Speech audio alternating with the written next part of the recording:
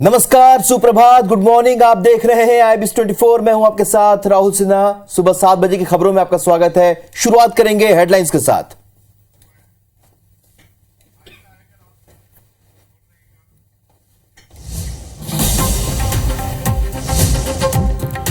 T20 world cup के group 2 से मिलेंगे सेमीफाइनलिस्ट। साउथ अफ्रीका का नीदरलैंड से मुकाबला जारी। भारत की आज जिम्बाब्वे से भिड़ी।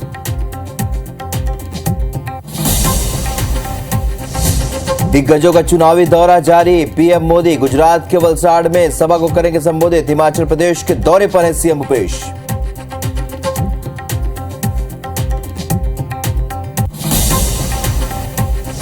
पॉलिटिक्स में नहीं आना चाहते थे कमलनाथ। मुशायरा कार्यक्रम में कहा नहीं थी राजनीति में दिलचस्पी। नहीं टाल पाया अर्जुन सिंह की धर्मपत्नी की बात। मनोज मंडावी की पत्नी सावित्री मंडावी हो सकती है भानु प्रतापपुर से कांग्रेस की प्रत्याशी। शिक्षक पद से दे दिया इस्तीफा। 5 दिसंबर को होना है मतदान।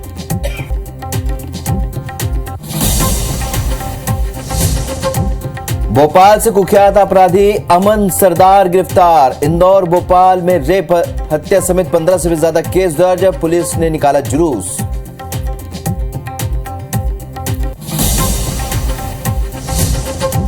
और सागर में सरेरा युवक की चप्पल से पिटाई। बेटी के अपहरण का आरोप। प्रेम विवाह का भी एंगल।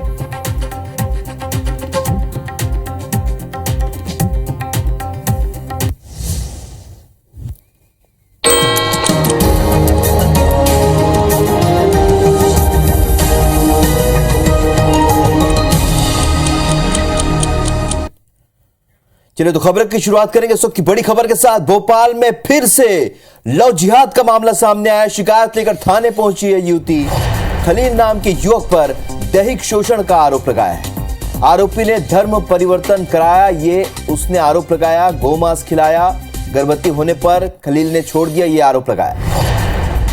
और साथ ही गर्भपात कराने का आरोप भी लगाया। रायसेन जिले का ये आरोपी बताया जा रहा है। खलील उसका नाम है। युवती ने कलेक्टर, PHQ सहित कई जगह की शिकायत की है, तो कलेक्टर भोपाल से भी अपील की है। तलैया थाना पुलिस जांच में जुटी है। तो इस वक्त की बड़ी खबर आपको बता रहे हैं। भोपाल में एक बार फिर लव जिहाद का मामला सामने आया है, जहां पर युवती ने आरोप लगाया। मेरे साथ में इतना गलत किया है मुस्लिमों ने, जो मैं आपको बता नहीं सकती। उन लोगों ने मेरा धर्म परिवर्तन करवाया, मेरा रेप किया। मेरा जो बच्चा पैदा भी नहीं हुआ था उस बच्चे को दवाई खिलाकर मार दिया। खलील अली नाम है उसका, रायसेन का रहने वाला है। अपने घर वालों से, अपने 20 बच्चे सबसे मिलवाया मुझे। मिलवाने के बाद उसका एक भाई है जमील, जिसने मुझे बोला कि ये लो कबाब खा लो। और कबाब जब खिलाया मुझे, और बाद में बोलता है कि गाय का गोश्त था। आज से तुम मुसलमान हो गई ना, और तुम्हारा नाम अब आयशा हो गया। भद्र महिला आई हैं, उन्होंने करीब 10 वर्ष पुरानी घटना बताई है, और वो हमने अभिलेख में ले लिया और हम उसकी जांच कर रहे हैं। जांच में जैसे तथ्य आएंगे उसके अनुरूप हम कार्य करेंगे। भोपाल के शाहजहानाबाद इलाके में व्यापारी मनीष राज पर चाकू से हमला करने वाले इंदौर के कुख्यात बदमाश अमन सरदार को पुलिस ने गिरफ्तार कर लिया है। शनिवार रात पुलिस उसे जुलूस की शक्ल में पैदल बाजार में घुमाती रही, और इस दौरान बदमाश से पुलिस ने नारे भी लगवाए। वो गुंडागर्दी पाप है, पुलिस हमारी बाप है कहते हुए चल रहा था। इस दौरान बड़ी संख्या में लोग यहां पर जमा हो गए। आरोपी पर इंदौर भोपाल में करीब 1.5 दर्जन मामले दर्ज हैं। इनमें रेप, हत्या की कोशिश, मारपीट और अड़ीबाजी जैसे मामले हैं। रंगदारी नहीं देने पर शुक्रवार को उसने व्यापारी मनीष राज पर हमला किया था। उसके बाद पुलिस ने उसे गिरफ्तार कर लिया।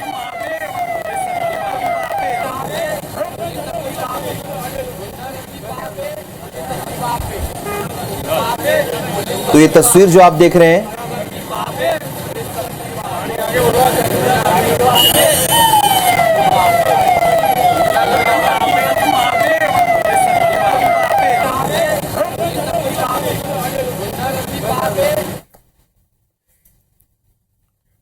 चलिए तो पुलिस ने पनिश किया और साथ ही लोगों में दहशत कम करने के लिए उससे राह घुमाया भी।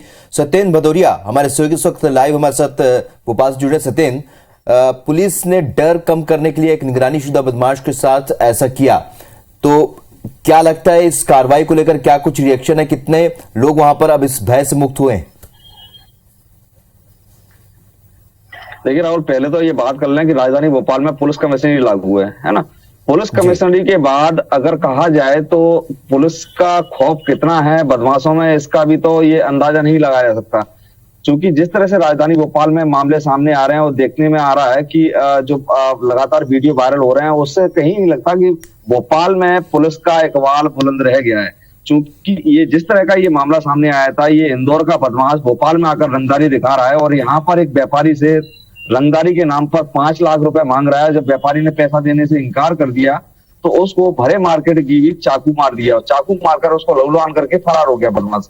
हालांकि पुलिस ने कुछ घंटे बाद आरोपी को गिरफ्तार कर लिया और जिस जगह पर यह वारदात को अंजाम दिया था बदमाश अमन सरदार ने, उसी जगह सरेराह उस बदमाश का जुलूस के रूप में उसका जुलूस के शक्ल में उसका जुलूस निकाला गया। लेकिन अब कितना भय देखा जाएगा बदमाशों में, ये तो अभी कहना मुनासिब नहीं होगा। लेकिन जिस तरह से राजधानी भोपाल में लगातार वीडियो सामने आ रहे हैं, लगातार घटनाएं सामने आ रही हैं, उससे कहीं ना कहीं ये लगता है कि कमिश्नरी प्रणाली बिल्कुल फ्लॉप होने की कगार पे है और राजधानी भोपाल में पुलिस का इकबाल बुलंद नहीं रह गया है। अब जिस तरह से पुलिस ने इस आरोपी को गिरफ्तार किया है और पुलिस ने इसका जुलूस भी निकाला है, इससे पहले राजधानी भोपाल में इस तरह की और भी घटनाएं सामने आई हैं। लगातार पुलिस को चैलेंज किया जा रहा है और लगातार पुलिस को इस तरह के वीडियो सामने मिल रहे हैं। फिर भी पुलिस कहती है कि इक्का दुक्का मामलों में पुलिस कार्रवाई कर लेती है और पीठ थपथपा लेती है। तो ये पुलिस की भी एक ना कहीं एक कमजोरी। बिल्कुल सत्येन, मॉडल के तौर पर ये पूरा कमिश्नरी प्रणाली लागू किया गया लेकिन उसका असर होता नहीं दिख रहा है। जाहिर सी बात है बाकी जगहों पर अब क्या स्थिति होगी, क्या कमिश्नरी प्रणाली लागू होगी, ये भी अपने बड़ा सवाल है क्योंकि इस तरह की घटनाएं बहुत लगातार सामने आ रही है। सत्येन, इस जानकारी के लिए बहुत शुक्रिया आपका। इस बीच सागर से भी एक बड़ी खबर, जहां पर सरेराह युवक की चप्पल से पिटाई की गई है। महिला उसे पीटते हुए थाने ले गई। युवक पर बेटी के अपहरण का आरोप है। बड़ी खबर आपको सागर से बता रहे हैं, जहां पर सरेराह युवक की चप्पल से पिटाई की गई। पीटते पीटते महिलाएं उसे थाने ले गई। तस्वीर जो आप देख रहे हैं, युवक पर बेटी के अपहरण का आरोप है।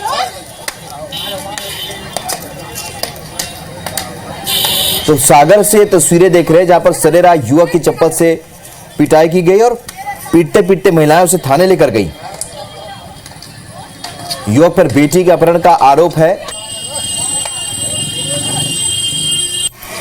इन तस्वीरों से आप समझ सकते हैं कि जब बेटी का अपहरण हुआ तो मां किस तरीके से रिएक्ट करती है। उसे पीटते हुए, उस युवक को सरेराह पीटते हुए थाने लेकर गई।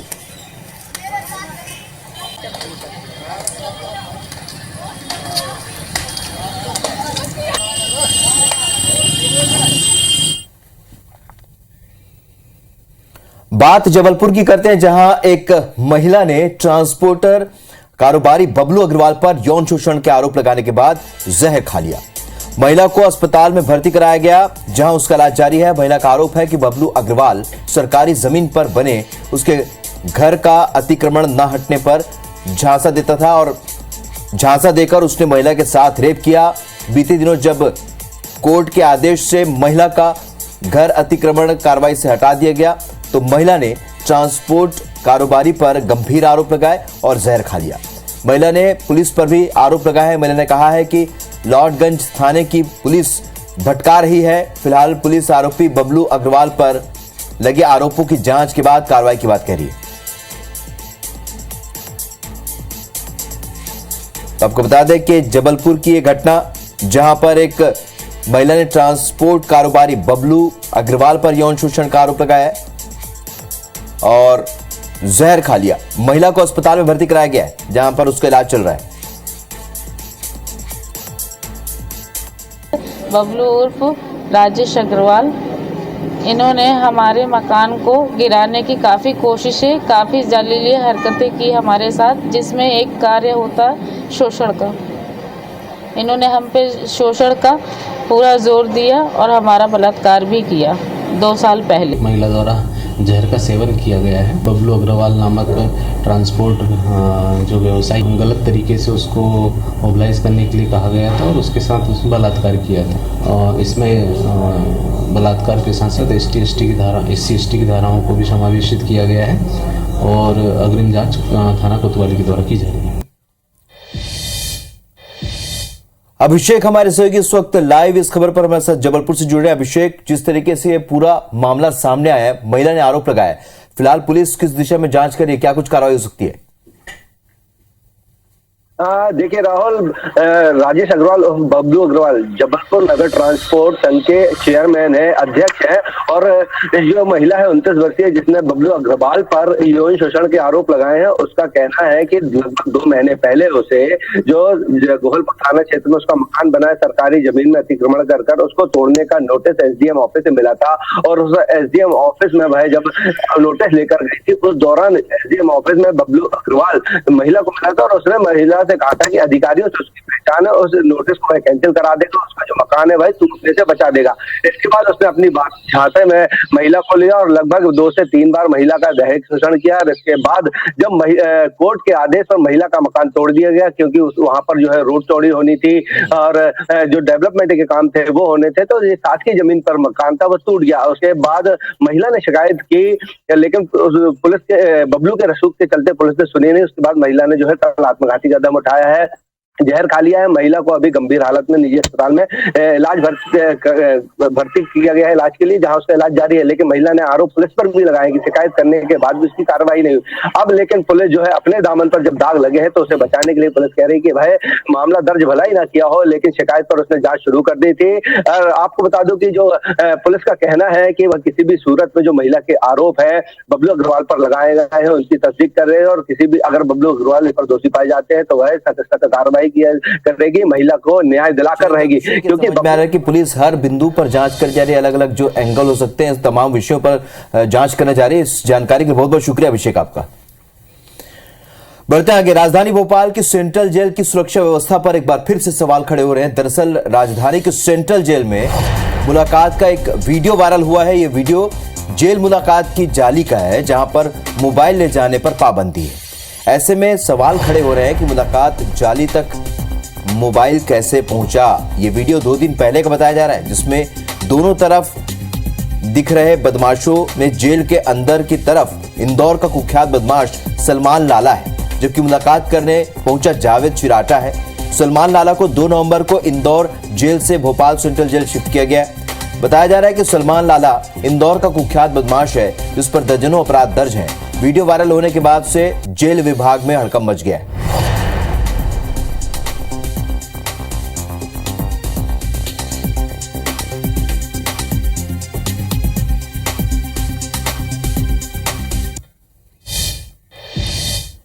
इस बीच रुक करेंगे भानु प्रताप से मिल रही बड़ी खबर का, जहां पर उपचुनाव से संबंधित एक अपडेट आया है। सावित्री मंडावी हो सकती है कांग्रेस की प्रत्याशी। स्वर्गीय मनोज मंडावी की पत्नी है सावित्री मंडावी, और सावित्री मंडावी ने शिक्षक पद से इस्तीफा दे दिया। तो 10 नवंबर से शुरू होगा नामांकन, और उसके पहले सावित्री मंडावी ने इस्तीफा दिया है। ऐसे में प्रत्याशी बनने की जो कवायद है तेज हो चुकी है, चर्चा तेज हो चुकी है। उपचुनाव के लिए 5 दिसंबर को मतदान होना है। बड़ी खबर आपको बता रहे हैं भानु प्रतापपुर से, जहां पर उपचुनाव से जुड़ी बड़ी अपडेट आई है। सावित्री मंडावी कांग्रेस की प्रत्याशी हो सकती है, स्वर्गीय मनोज मंडावी की पत्नी है, और शिक्षक पद से उन्होंने इस्तीफा दे दिया है।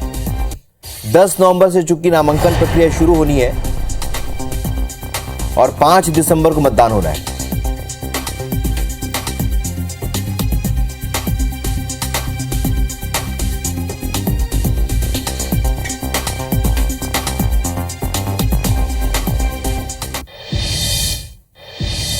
चलिए, तो मनोज मंडावी के निधन के बाद ये सीट खाली हुई थी, इस पर उपचुनाव होना है। हमारे सहयोगी अखिलेश इस वक्त हमारे साथ लाइव जुड़ रहे हैं। अखिलेश, सावित्री मंडावी का नाम तेजी से सामने आया, शिक्षक पद से उन्होंने इस्तीफा दे दिया है, नामांकन की प्रक्रिया भी होने वाली है। क्या कुछ जानकारी इसमें, क्या कुछ अपडेट और कितना कंफर्मेशन है? जो हमको जानकारी मिल रही थी, हमको जानकारी पहले से तय लोगों के बीच में चर्चा का विषय, मंडावी जी को ही टिकट दी जाएगी करके। जो उनके कार्यकर्ता और जो उनके शुभचिंतक हैं, वो इस बात को लेकर एकदम निश्चिंत थे कि टिकट मिलनी है। लेकिन कल जैसे ही सावित्री मंडावी कल अपने शिक्षक पद से इस्तीफा देती है, तो ये बात कहीं ना कहीं पूरी तरह पुष्टि हो जाती है कि आने वाले उपचुनाव में वो ही कांग्रेस की प्रत्याशी होंगी, और जिसे लेकर तैयारी उन कार्यकर्ताओं के बीच में पहले से शुरू कर दी गई थी। चलिए, तो ये समझा जा सकता है क्योंकि वो मनोज मंडावी की पत्नी है और जाहिर सी बात है, जब शिक्षक पद से इस्तीफा दिया तो उनका नाम बहुत तेजी से आगे आया। इस जानकारी के लिए बहुत बहुत शुक्रिया अखिलेश आपका। बढ़ते आगे, जबलपुर नगर निगम में ऑडियो बम फूटा है। दरअसल नगर निगम के कर्मचारियों के बीच बातचीत का ऑडियो रिकॉर्ड सामने आया जिसमें कर्मचारी नगर निगम में चोरी करने और चोरी का सामान ठिकाने लगाने की बात कह रहे हैं। IBC 24 इस ऑडियो की पुष्टि नहीं करता है, लेकिन जबलपुर के महापौर ने इस ऑडियो पर संज्ञान ले लिया। अरे वो माधवपुर का है कि वो वीडियो चली गई PI के पास। हाँ, और कमिश्नर ने बोला कि FIR कर दो। हाँ, उसके बाद में ठंडा हो जाएगा मामला। अच्छा अच्छा अच्छा। हाँ हाँ हाँ। तो एक काम करना, तुम तो नजर आना नहीं बिल्कुल, है ना। हाँ हाँ हाँ। फिर हम देखते हैं, हम जमानत सब करा लेंगे, ठीक है। अच्छा अच्छा। तो ऐसी बात होगी तो FIR तुम नजर नहीं आना और मोबाइल तुम बंद करके दूसरे फोन से बात करना हमसे, ना। चलो मम्मी वाले फोन पे बात करेंगे, ठीक है। बहुत बड़ी हमारी भी नौकरी चली जा रही थी, पता है। अरे सर, फिर तो हम ऐसो आप बोलते हैं, हम वैसो करते हैं। हम आप करो तो वैसे ही हमको समझाए। हाँ ठीक है। चोरी और सामान ठिकाने लगाने का ये कथित ऑडियो जबलपुर नगर निगम की अतिक्रमण शाखा का है। पिछले महीने यहाँ चोरी की घटना हुई थी। आरोप है कि निगम कर्मचारी देर रात ट्रक लगवाकर जब्ती के सामान की चोरी करवा रहा था। इस मामले में महापौर के निर्देश के बाद ओमती पुलिस थाने में FIR करवा दी गई थी। इस बीच चोरी को लेकर अतिक्रमण शाखा के कथित कर्मचारी की एक रिकॉर्डिंग सामने आई है। महापौर ने इस ऑडियो पर संज्ञान लेते हुए निगम आयुक्त को जांच करने और दोषी अधिकारियों कर्मचारियों को सस्पेंड करने के निर्देश दिए हैं। जो ऑडियो आया है वो ऑडियो उसकी जांच करना होगी। आयुक्त महोदय को बोला है, इस ऑडियो को सुनकर संबंधित अगर अधिकारी उसमें इन्वॉल्व है, छोटा अधिकारी हो बड़ा अधिकारी हो, तत्काल उसको सस्पेंड करना चाहिए। नगर निगम की संपत्ति की चोरी में कर्मचारियों की मिलीभगत वाकई हैरान करने वाली होगी। फिलहाल जांच जारी है और जल्द ही पूरा मामला साफ हो जाएगा। राजधानी भोपाल में मध्य प्रदेश के पूर्व मुख्यमंत्री अर्जुन सिंह की जयंती पर आयोजित अखिल भारतीय मुशायरा एवं कवि सम्मेलन का कार्यक्रम रखा गया और इस मुशायरे में PCC चीफ कमलनाथ ने अपने दिल की बात कह डाली। पूर्व मुख्यमंत्री कमलनाथ ने कहा कि आज मुझे अपनी जवानी याद आ रही है। उस समय मेरी दिलचस्पी राजनीति में नहीं थी। मैं छिंदवाड़ा से सांसद का चुनाव नहीं लड़ना चाहता था। अर्जुन सिंह ने मुझे बताया कि संजय गांधी ने आपको चुनाव लड़ने के लिए कहा है। मैं एक बार अर्जुन सिंह की बात टाल देता, लेकिन अर्जुन सिंह की धर्मपत्नी की बात नहीं टाल पाया। इस तरीके से मेरा चुनाव लड़ने का फैसला हुआ। मैं अर्जुन सिंह से सीखा कि अफसरों को कैसे डील करना है। अर्जुन सिंह की वजह से 30 साल तक खालिस्तान का नारा नहीं सुना। आपको चुनाव लड़ना है, आप छिंदवाड़ा से चुनाव लड़िए। मैंने कहा मैं चुनावी मैदान में नहीं आना चाहता, मैं चुनाव नहीं लड़ना चाहता। अर्जुन सिंह की बात तो मैं टाल सकता था, पर मिसेज अर्जुन सिंह जी दिद्दा की बात में नहीं टाल सकता था।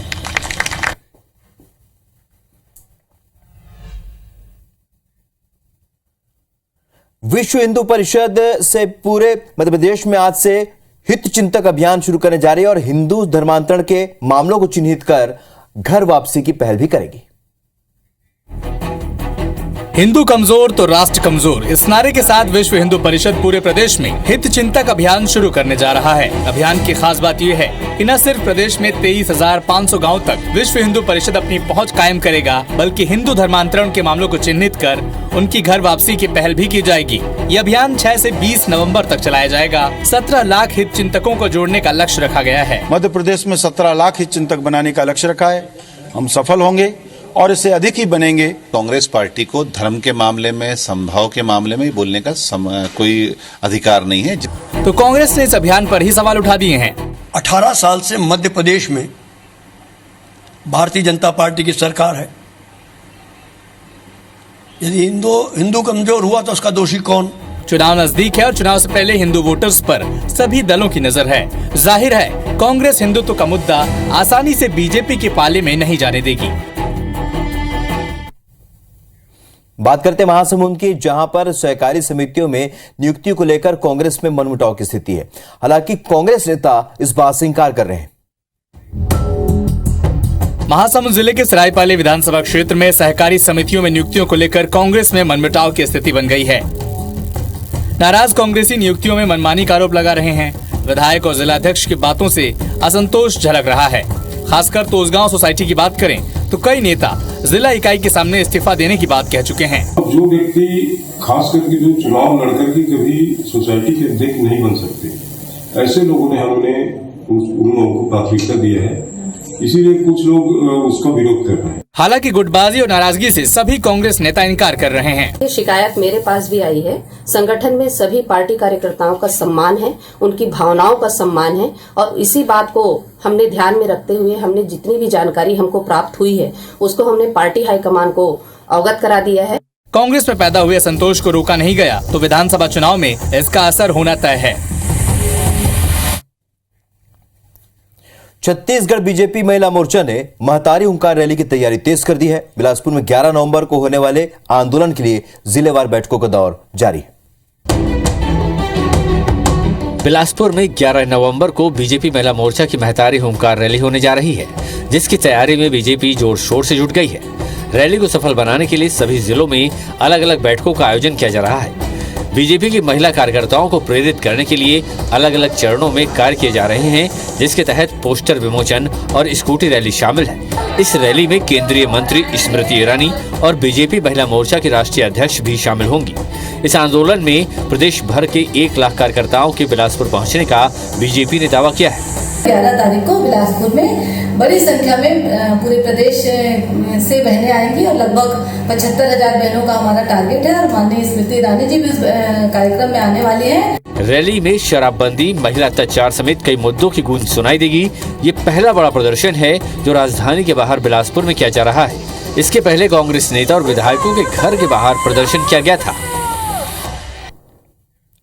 अंबिकापुर में अमृत मिशन योजना में बेहद धीमी रफ्तार से काम किया जा रहा है। 24 घंटे पेयजल का निगम का वादा अधूरा लग रहा है। 2022 के अंत तक निगम के क्षेत्र में योजना की शुरुआत होनी थी, लेकिन अभी आधा काम भी नहीं हुआ है। अंबिकापुर में नगर निगम अपने वादों से पलट गया। पहले तो अमृत मिशन के जरिए 24 घंटे पानी देने की योजना की बात कही, लेकिन अब निगम का कहना है कि जब तक आइडियल स्थिति नहीं बनती तब तक नगर निगम क्षेत्र में 24 घंटे पानी नहीं दिया जा सकता। अमृत मिशन आएगा तो 24 घंटे पानी मिलेगा, 7 दिन पानी मिलेगा, तो वो बातें निश्चित रूप से कही गई थी, लेकिन उसके लिए कोई एक आइडियल स्थिति जब तक नहीं बन पाएगी तब तक वो तो संभव नहीं है, पहली बात। दूसरी बात, अमृत मिशन का कार्य 99% पूर्ण हो चुका है। भाजपा विपक्ष पर जनता के साथ मजाक करने का आरोप लगा रही है, वहीं लोग भी नगर निगम को कोस रहे हैं। नगर पालिका निगम अंबिकापुर में जो अमृत मिशन योजना केंद्र सरकार के द्वारा स्वीकृत की गई थी, जो 2019 में पूरी हो जानी चाहिए थी दिसंबर में, किंतु 3 वर्ष बीत गए और योजना अभी भी आधी अधूरी है। स्थिति ऐसी है, कई जगह जो नई लाइन डली हुई है वहाँ पाइप तो डल गए, किंतु पानी वहाँ आज तक सप्लाई नहीं हो पा रही। 100 करोड़ से ऊपर की यह योजना से ऐसा लग रहा था कि अंबिकापुर में कम से कम पानी की समस्या का समाधान हो जाएगा, लेकिन वर्तमान में जो नगर निगम में बैठे हुए लोग हैं, इन्होंने इस समस्या को यथावत रखा। सारे वार्डों में इस समस्या का समाधान हो जाना चाहिए था। अंबिकापुर में अमृत मिशन योजना का काम 2022 के अंत तक पूरा करने का टारगेट था, लेकिन योजना के क्रियान्वयन की रफ्तार धीमी है। कई इलाकों में पाइपलाइन भी नहीं बिछाई गई और जहां बिछाई गई वहां मीटर कनेक्शन भी नहीं लगे। अब देखना होगा कि निगम के अनुकूल आइडियल कंडीशन आखिर कब बनती है। तो सुबह 7 बजे की खबरों में फिलहाल इतना ही, लेकिन आगे देखिए छत्तीसगढ़ी लोकगीत संगीत का कार्यक्रम छत्तीसगढ़ के रंग। नमस्कार।